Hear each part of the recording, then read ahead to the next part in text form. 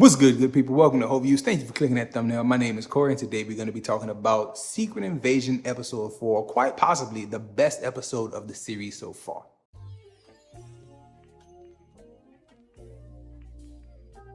I find this episode to be one of the best, if not the best, for a multitude of reasons. So we'll go through the episode, talk about each big moment, and why these moments amount to one of the best episodes that we've seen in this show. After the recap, you get the initial Gaia reveal. So after last week's episode, I thought for certain that Gaia had survived that shot some type of way and that character would be coming back to us. And I was happy to see that they did the little flashback and they show Extremis on the screen. And that is what's going on with this device that the Skrulls have been working on. And people had speculated that based on the healing that Gravik was getting in his hand, you know, when he got stabbed in the hand and it came back together, people had speculated Extremis, but now we get the confirmation is the Extremis virus that they're hitting themselves with, as well as like blending powers. Because we saw later in the episode, we saw Gravik with group powers, and like that was cool. That was fire.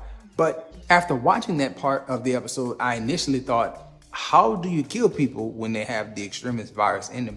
I did not remember. I actually, when the episode concluded, I went and I rewatched the very ending of Iron Man 3 because I didn't remember what it took to get rid of the Extremis virus or people infected with it and all that stuff. So it was cool to see it show up here, and it's a confirmation linked to the the whole MCU, all those years past.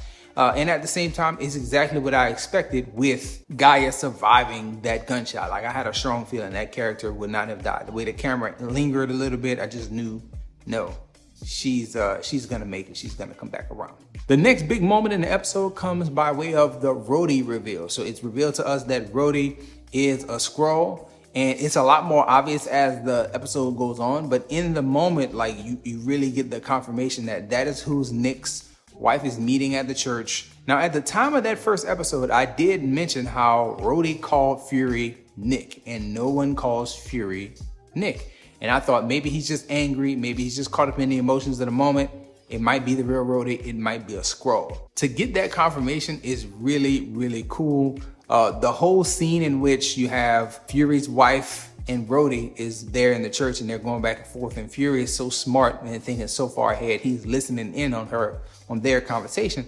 Like that was fire. And it also puts into your mind, like, is she loyal? Did she allow that communication to happen? Like, is she wearing a wire on purpose? But we later on get the reveal in the biggest, best scene of the episode to me, between Fury and his wife, the confrontation that happens. She accepted the job to take Nick Fury out. And as an audience member, you're very much on the edge of your seat. Fury and Priscilla acted so well in that scene. It was some of the best stuff that you ever get in the MCU. The facial expressions, the way that they were so caught up in the emotion of admitting the betrayal, and her and him both bring it to the point of like reenacting and rereading that poem. That was just a very powerful moment, well acted scene.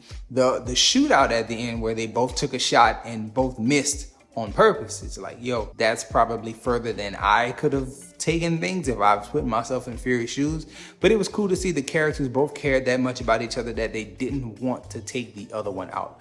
And so they just moved apart amicably. There was a scene between Talos and Gaia in the park, and as I watched that scene, it really left me in a confusing space, because at this point, I've been wrestling with the idea for like 2 or 3 episodes that is Gaia really down with her father, Talos, and Fury's plan? Or is she like a double agent and she's working with them and feeding them bad information? First few episodes kind of confirm, hey, she's really on the side of Talos and Fury. And then you get this conversation that's like, maybe she's not all the way on their side.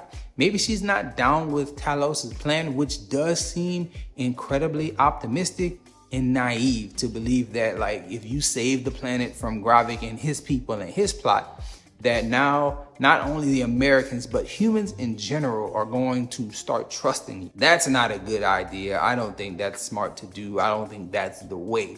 And his daughter agreed, and she didn't think that that was the way. So where that character goes from this point on is very much a mystery to me. But I am interested to know where exactly she goes, because in my opinion, you still got to be down with Talos and Fury. You still have to see that point of the plan through. Now, what comes after, that's, up to the writers and somebody who's going to take charge. But you can't just side with Gravik now, especially after you get the end of the episode, the fact that Gravik kills Talos. Like, we can't be on the same side. You took out my father. So where that character goes is very, very intriguing from this point moving forward. So after you get all those reveals, you get what I feel is the biggest and best action scene that we've seen in a Disney Plus show inside of the MCU. You have Miss Marvel, you have Falcon and the Winter Soldier, which, as I think back to it, they've had some very good action scenes. You had Loki that had some very good action scenes, but I don't think anything that you've seen in any of the shows measures up to the scale of what you saw in this episode of Secret Invasion. You had multiple helicopters get shot out of the sky. You had teams of armed soldiers going back and forth with the gunfire. It's a full-blown battle, and you're seeing Russians on one side, or what Skrulls kind of camouflaging themselves as Russians on one side. You're seeing the British and US forces on the other side going at it, and it's hectic. You got Fury out here with the little small sawed-off shotgun, the Shockwave, and he's taking people down, and that stuff was so good. It was very much engaging, and it's one of those things that I've been looking forward to seeing since we saw those early trailers of like vehicles exploding on the highway and Fury moving with the pistol. Like, we saw that stuff early on. It's cool to see it come together in such a big, momentous action scene. So I really liked that part of it. I also felt like Talos in the moment, getting wounded and still fighting to basically his last breaths to save the US president. It will mean something going forward. What exactly does it mean for the people, the Skrull people here on Earth? I don't know exactly, but I do think that there were people who saw it and noticed it, and it won't go unnoticed, and that good act or good deed won't be forgotten by the people who were there on the ground. Hopefully he didn't do all that for nothing. As far as Gravik goes in that whole scene, I don't know exactly what his goal is still at this point. You want humans to turn on one another, sure.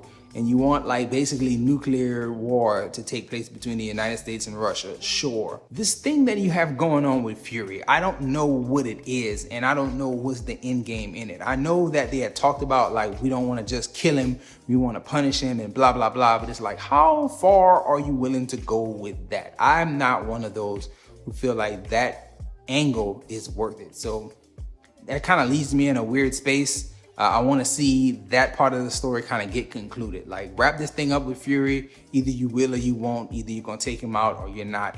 Or he's going to take you down at the first opportunity he's given. I imagine that is what his plan is. I want to see how things get wrapped up. We have 2 episodes left. We got episodes 5 and 6. I'm very curious about it. I want to know what you all think about it. Do you feel like this was the best one? I feel like this is the best one.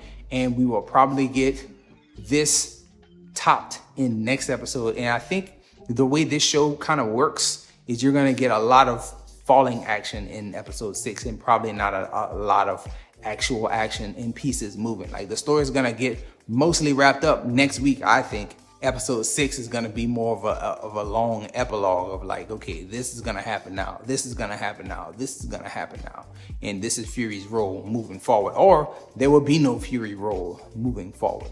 So that's my thoughts. Those are my predictions. Let me know yours about Secret Invasion. That's all we have, y'all. Enjoy yourself, guard your heart, and go watch something good.